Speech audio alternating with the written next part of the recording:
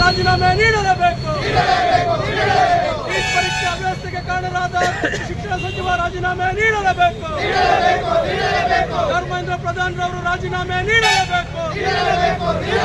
ವಿದ್ಯಾರ್ಥಿಗಳ ಭವಿಷ್ಯದೊಂದಿಗೆ ಚೆಲ್ಲಾಟ ಮಾಡುತ್ತಿರುವ ಕೇಂದ್ರ ಸರ್ಕಾರಕ್ಕೆ ಜಿಂದಾಬಾದ್. ವಿದ್ಯಾರ್ಥಿಗಳ ಭವಿಷ್ಯದೊಂದಿಗೆ ಚೆಲ್ಲಾಟ ಮಾಡುತ್ತಿರುವ ಕೇಂದ್ರ ಸರ್ಕಾರಕ್ಕೆ ಧಿಕ್ಕಾರ. ಭವಿಷ್ಯದೊಂದಿಗೆ ಚೆಲ್ಲಾಟ ಮಾಡುತ್ತಿರುವ ಕೇಂದ್ರ ಸರ್ಕಾರಕ್ಕೆ ಧಿಕ್ಕಾರ. ಸೋನು ಮಾಂಗುಶ್ ಅವರನ್ನ ವಿಚಾರಣೆ ಮಾಡಿದ ಆರೋಗ್ಯ ವಿಚಾರಿಸಿದ ಕೇಂದ್ರ ಸರ್ಕಾರಕ್ಕೆ ಧಿಕ್ಕಾರ. 20 ದಿನಗಳಿಂದ ಉಪವಾಸ. ಜಿಂದಾಬಾದ್ ಜಿಂದಾಬಾದ್ ಜಿಂದಾಬಾದ್ ಅಂಬೇಡ್ಕರ್ ಜಿಂದಾಬಾದ್. ಅಯ್ಯಯ್ಯೋ ಅನ್ಯಾಯ, ಅಯ್ಯಯ್ಯೋ ಅನ್ಯಾಯ, ಬೇಕೇ ಬೇಕು ನ್ಯಾಯ, ಬೇಕು ಬೇಕೇ ಬೇಕು ನ್ಯಾಯ, ಬೇಕು. ಶಿಕ್ಷಣ ಸಚಿವ ಧರ್ಮೇಂದ್ರ ಪ್ರಧಾನ್ ಕೂಡಲೇ ರಾಜೀನಾಮೆ ನೀಡಲೇಬೇಕು. ನೀತಿಗೆಟ್ಟ ಕೇಂದ್ರ ಸರ್ಕಾರಕ್ಕೆ ಧಿಕ್ಕಾರ. ನೀತಿಗೆಟ್ಟ ಕೇಂದ್ರ ಸರ್ಕಾರಕ್ಕೆ ಧಿಕ್ಕಾರ. ವಿದ್ಯಾರ್ಥಿಗಳ ಭವಿಷ್ಯದ ಜೊತೆ ಆಟ ಆಡುತ್ತಿರುವ ಕೇಂದ್ರ ಸರ್ಕಾರ ತೊಲಗಲೇಬೇಕು. ಧರ್ಮೇಂದ್ರ ಪ್ರಧಾನ್ ರಾಜೀನಾಮೆ ಕೊಡಲೇಬೇಕು. ಅನುವಾದಿ ಫ್ಯಾಸಿಸ್ಟ್ ಧೋರಣೆ ತೊಲಗಲೇಬೇಕು. ರಾಷ್ಟ್ರ ಮಂತ್ರಿ ತೊಲಗಲೇಬೇಕು. ಧರ್ಮೇಂದ್ರ ಪ್ರಧಾನ್ ರಾಜೀನಾಮೆ ಕೊಡುವವರೆಗೂ ಸಂಸತ್ ನಡೆಯಲು ಬಿಡಬಾರದು. ಧರ್ಮೇಂದ್ರ ಪ್ರಧಾನ್ ರಾಜೀನಾಮೆ ಕೊಡುವವರೆಗೂ ಸಂಸತ್ ನಡೆಯಲು ಬಿಡಬಾರದು. ಧರ್ಮೇಂದ್ರ ಪ್ರಧಾನ್ ರಾಜೀನಾಮೆ ಕೊಡಲೇಬೇಕು. ನೀಟ್ ಎಕ್ಸಾಮ್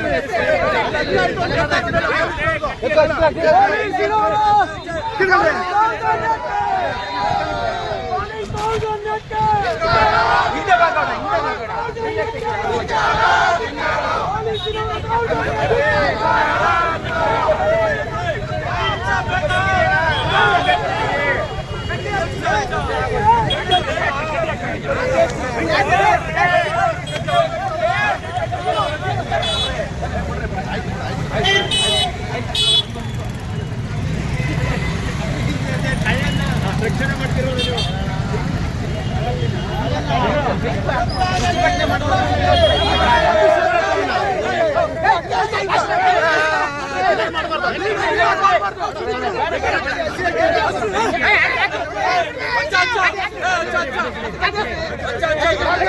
ರಾಜೀನಾಮೆ ಕೊಡಲೇಬೇಕು.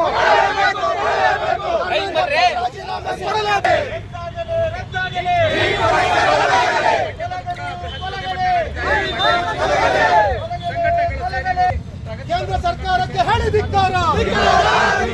ಅಯೋಗ್ಯ ಶಿಕ್ಷಣ ಸಚಿವ ಧರ್ಮೇಂದ್ರ ಪ್ರಧಾನ್ ರಾಜೀನಾಮೆ ಕೊಡಲೇಬೇಕು. ವಿದ್ಯಾರ್ಥಿಗಳ ಮೇಲೆ ಲಾಠಿ ಚಾರ್ಜ್ ಮಾಡಿರುವ ಕೇಂದ್ರ ಸರ್ಕಾರಕ್ಕೆ ಹೇಳಿ ಧಿಕ್ಕಾರ. ಚಳುವಳಿಗಳನ್ನು ನಿರ್ಲಕ್ಷಿಸುತ್ತಿರುವ ಕೇಂದ್ರ ಸರ್ಕಾರಕ್ಕೆ ಹೇಳಿ ಧಿಕ್ಕಾರ.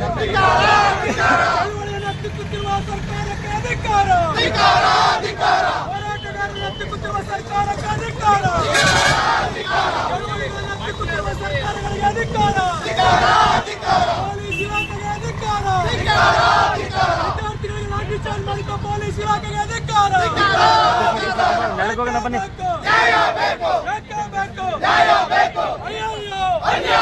ಅಯ್ಯಯ್ಯೋ ಧರ್ಮೇಂದ್ರ ಪ್ರಧಾನ್ ರಾಜೀನಾಮೆ ನೀಡಲೇಬೇಕು. ಆರೋಗ್ಯವನ್ನ ಸರ್ಕಾರ ವಿಚಾರಿಸದೇ ಇರುವುದಕ್ಕೆ ಧಿಕ್ಕಾರ. ಬೇಕು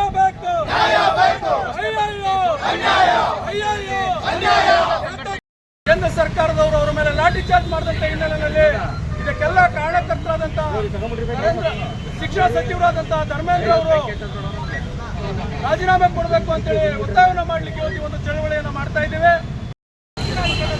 ನೀವು ದೇಶದ ಜನ ಕ್ಷಮೆ ಕೊಡಲಿಲ್ಲ ಮುಂದೆ ಪಾರ್ಲಿಮೆಂಟ್ ನಡೀತಾ ಇದೆ. ಪಾರ್ಲಿಮೆಂಟ್ ಚರ್ಚೆ ನಡೀತಾ ಇದೆ. ಪ್ರತಿಯೊಬ್ಬ ಸಂಸದರು ಮಾತಾಡಬೇಕು.